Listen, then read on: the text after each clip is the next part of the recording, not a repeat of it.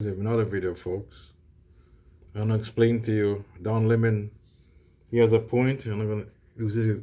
I'm gonna say he says they fail Kamala Harris. Democrats fail Kamala Harris. I'm gonna say this.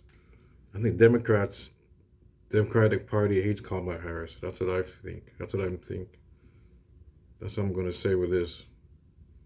He's saying that they failed her, but they didn't really want her to run. By all means. Obama didn't want her to run, so he wanted a primary. So he wasn't happy with her. But I think they hate Kamala Harris. But he'll explain this. I'll see what in this video. Played a role in Vice President Harris's defeat. Okay. Every single candidate raised their hand. Everyone. Every single one of them. They all endorsed the notion that racism and sexism played a significant role in Kamala Harris's loss. Now, this may surprise you. This may even shock you. But if I were on that stage, if I were running to be the DNC chair, I may not have raised my hand. Let me tell you why, okay? So clearly, Harris had to deal with racism and sexism, obviously.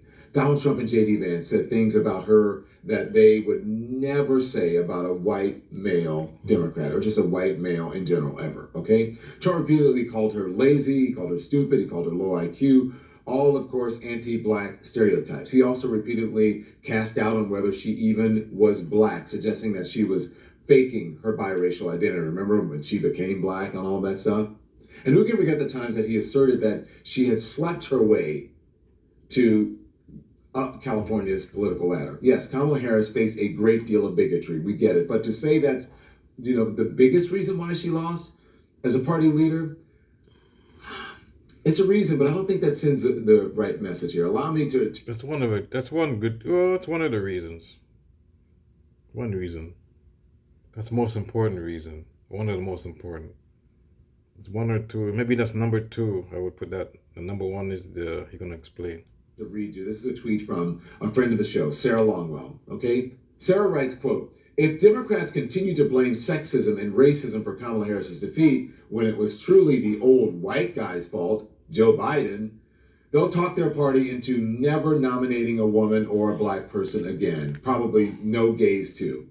And considering that some of the party's most dynamic leaders are women, black people, Pete Buttigieg, that would be a real shame now, wouldn't it? I'm sorry. I think that is absolutely correct. I do. I think... Yeah, that's a great point. Great point. She's right about that. Get a spot-on analysis. If you're a party leader, the easiest excuse for November is that America simply isn't ready for a black woman in a position of power. It lets everyone off the hook. You don't have to answer questions about, let's say, ad spending or campaign strategy or whether Harris should have gone on Joe Rogan. You don't have to answer those questions. You just say, America is bigoted, and then you just wash your hands clean of the situation, okay? But then think about the implications of that. Think about what Sarah said here. If Democrats walk away from this moment thinking that Harris failed simply because of discrimination, then they will internalize the worst possible lesson that nominating a black woman or any minority is just too risky, that they should never try again, and that, my friends, I think is an outcome that no one should really want. So let's talk about what really happened here. Let's talk about global inflationary forces. Let's talk about the economy that crushed working families. Let's talk about the White House, quite frankly, that failed. Thank you. It's not messaging. It's actual.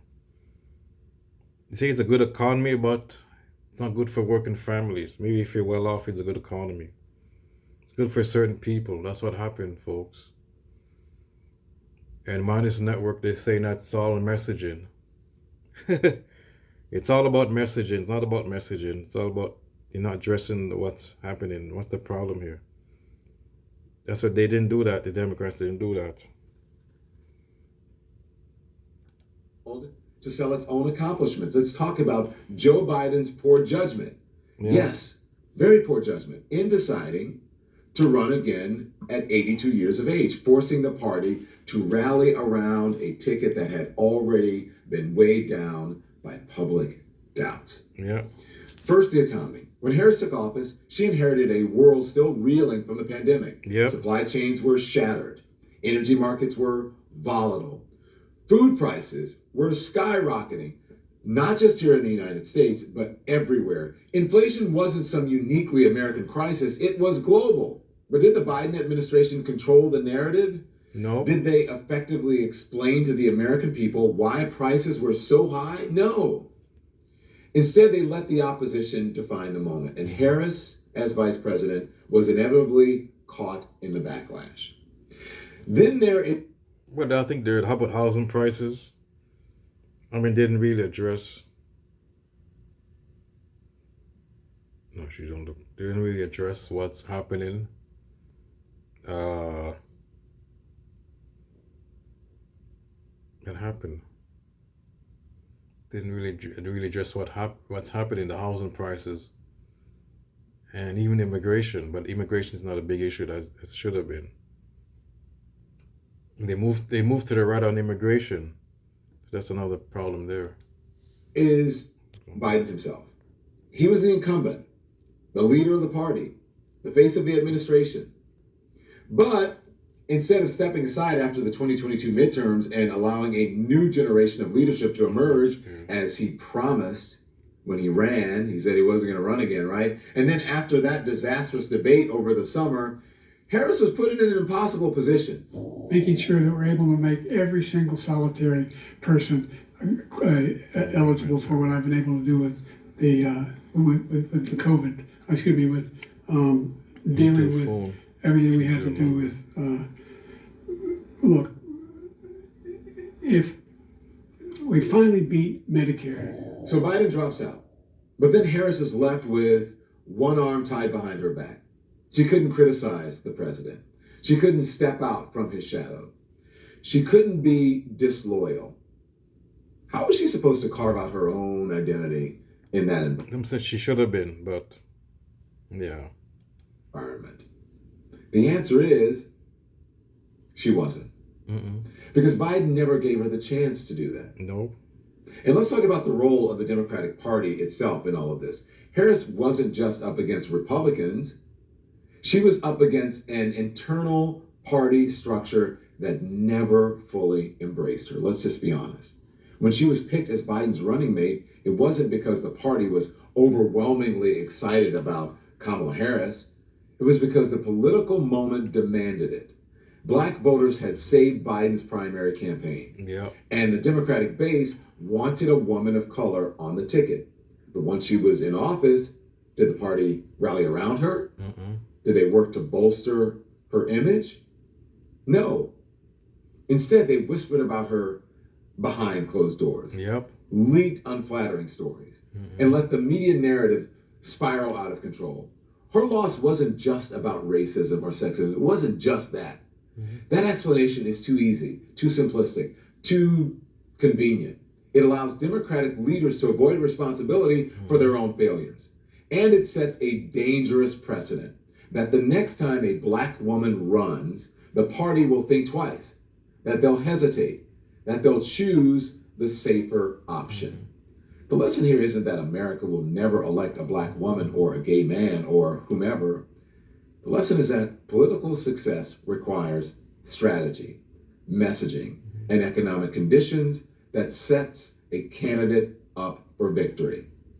The lesson is that if you don't control the narrative, your opponent will do it for you. And the lesson is that Joe Biden's decision to hold on to power instead of passing the torch put Kamala Harris in a losing position before she even had a chance to fight. So let's just be clear here. Kamala Harris didn't lose only because of racism and sexism. Yes, there was racism and sexism. She lost because Democrats failed her, because the economy buried her, because the White House never elevated her. And if Democrats don't learn the right lesson from this moment, they'll make sure that no black woman or any minority gets a real shot again. Thanks everyone for... All right, folks. You dropped the mic there. Exactly right. the Democrats are, they failed Kamala Harris.